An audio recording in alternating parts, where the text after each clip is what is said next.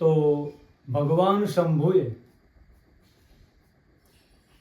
મય નામના દાનવનો વધ કર્યો હતો, સંહાર કર્યો હતો. આ એક મય નામનો માયાવી અસુર, એને એવા 3 પૂર બનાવેલા, નગર બનાવેલા જે સુરક્ષિત હતા, જ્યાં ઈચ્છા કરે ત્યાં ઉડીને લઈ જાય. આવા નગર, આની અંદર બધા અસુરો સુરક્ષિત. ક્યારેક આ નગર અદૃશ્ય પણ થઈ જાય તો ક્યારેક પ્રગટ પણ થઈ જાય.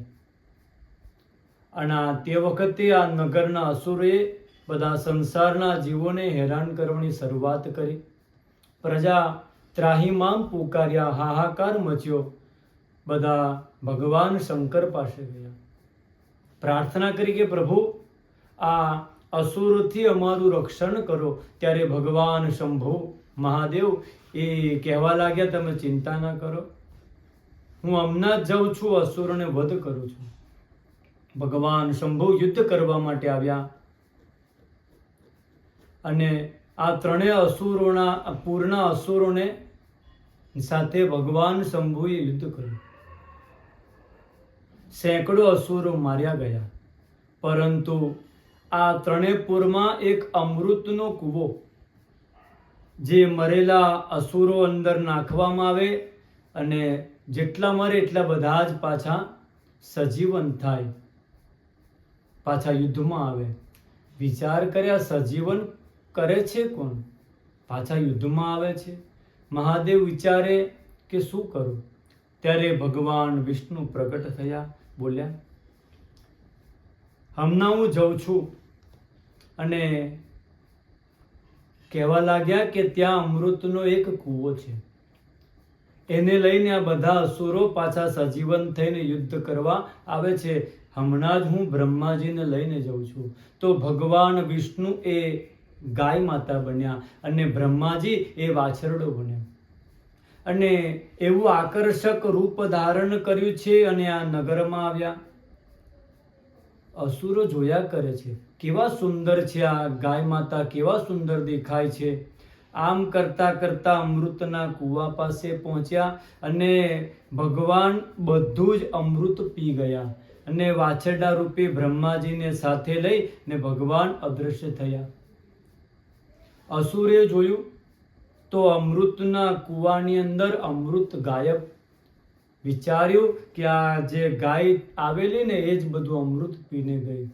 આ બાજુ ભગવાન વિષ્ણુ તો શંકર ભગવાન પાસે ગયા અને કહેવા લાગ્યા કે જાઓ, હવે કોઈ સજીવન થઈને આવશે નહીં, હવે તમે જઈને વધ કરો.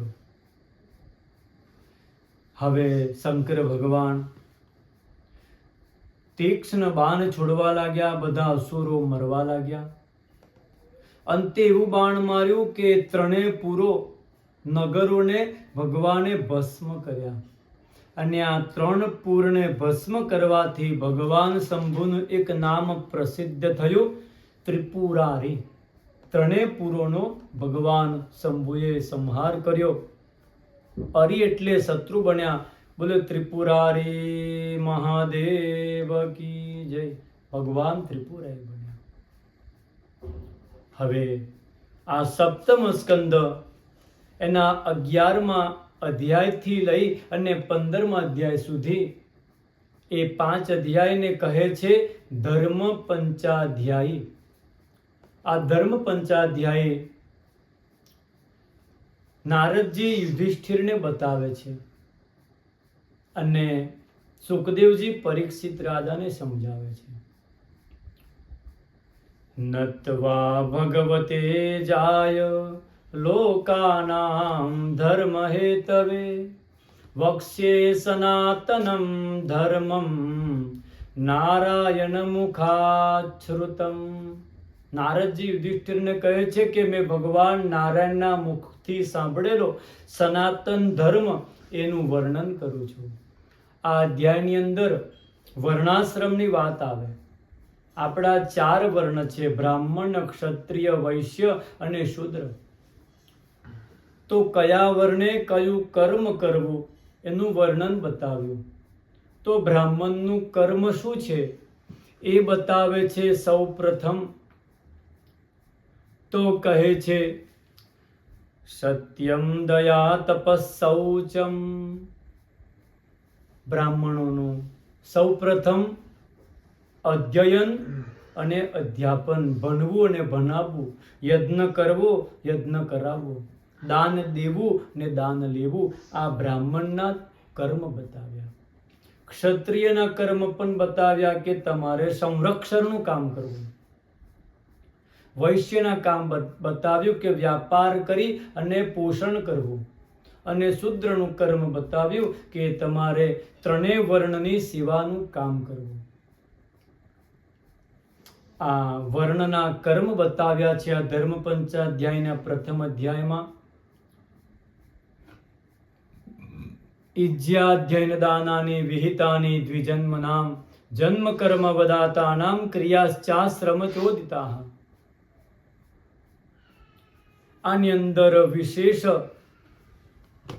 સ્ત્રીઓના ધર્મના પણ વર્ણન કર્યા કે સ્ત્રીઓએ કયા ધર્મ પાળવા.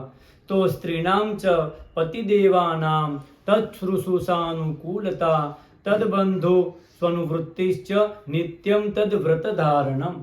સ્ત્રીઓના ધર્મ બતાવ્યા કે પતિની સેવા કરવી, પતિના જે બંધુ બાંધવો છે એમને પણ સંતુષ્ટિ આપવી, આ નિત્ય વ્રત રાખવું.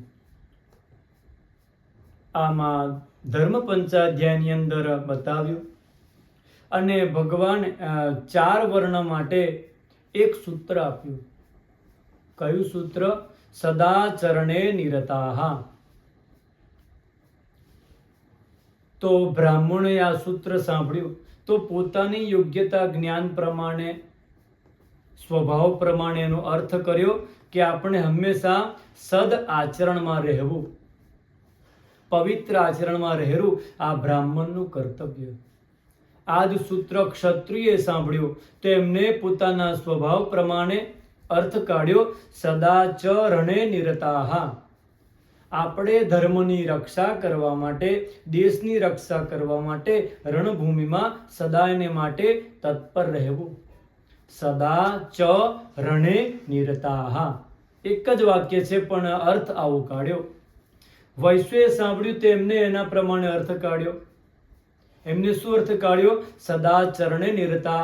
ચરણે એટલે વિચરણે. આપણે હંમેશા આપણા વ્યાપાર માટે વિચરણ કરતા, એક ગામથી બીજા ગામ જવું. અને શૂદ્રોએ આ સૂત્ર સાંભળ્યું તો અર્થ કાઢ્યો આપણે ઉપરના વર્ણની સદાયને માટે સેવા કરવી, પોતાનું ઉદરભરણ કરવું. આમ ભગવાને ઉત્તમ વર્ણ વ્યવસ્થા બતાવી. 4 આશ્રમનું વર્ણન કર્યું છે: બ્રહ્મચર્ય, ગૃહસ્થાશ્રમ, વાનપ્રસ્થ અને સંન્યાસાશ્રમ. તો ગુરુકુલમાં 25 વર્ષ સુધી રહીને વિદ્યા અધ્યયન કરવું, ગુરુજીની સેવા કરવી, બ્રહ્મચર્યનું વ્રતનું પાલન કરવું, અને આ જ અવસ્થા છે વિદ્યા અર્જન કરવાની. પછી ગુરુજીના આદેશ મળે ગૃહસ્થ બનવું. ગૃહસ્થનું કર્તવ્ય છે કે પૈસા કમાવવા, ધન અર્થનું ઉપાર્જન કરવું. 25 થી 50 વર્ષનો સમય અર્થ કમાવાનો. પરંતુ એટલું ધ્યાન રાખવું કે પહેલા ધર્મ તરફ દ્રષ્ટિ રાખવી અને પછી અર્થ ઉપર દ્રષ્ટિ રાખવી. ધર્મ અર્થ એ ધર્મને અનુકૂળ હોય તો જ જીવનમાં સાર્થકતા આવે. આપણા વિદ્વાનો પણ કહે છે કે અન્યાયો પાર્જિતમ વિત્તમ, અન્યાયથી પ્રાપ્ત કરેલું ધન એ 10 વર્ષમાં નાશ થઈ જાય છે. એટલે ધર્મની તરફ દ્રષ્ટિ રાખતા રાખતા અર્થનું ઉપાર્જન કરવું. ધર્મ વિરુદ્ધનો અર્થ આવે ને તો જીવનમાં અનેક પ્રકારના અનર્થો આવે છે.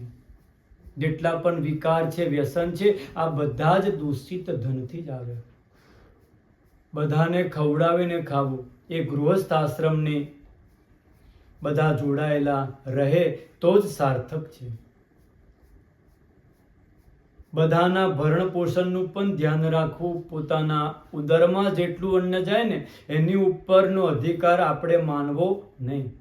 યાવદ વ્રિયતે જઠરા તાવત સસ્તમ હિ દેહિનામ અધિકોંભી મન્યેત તસ્તેનોહમ દંડમરતી. વધારે સંપત્તિ અને જો આવી જાય આપણી પાસે અને આપણે એની પર અધિકાર માનીએ તો એને ચોર કહે છે અને એ દંડનો અધિકારી છે. પાછળથી કષ્ટ પણ પડે. ને 50 વર્ષ પછી વાનપ્રસ્થમાં જવું અને વાનપ્રસ્થમાં કયા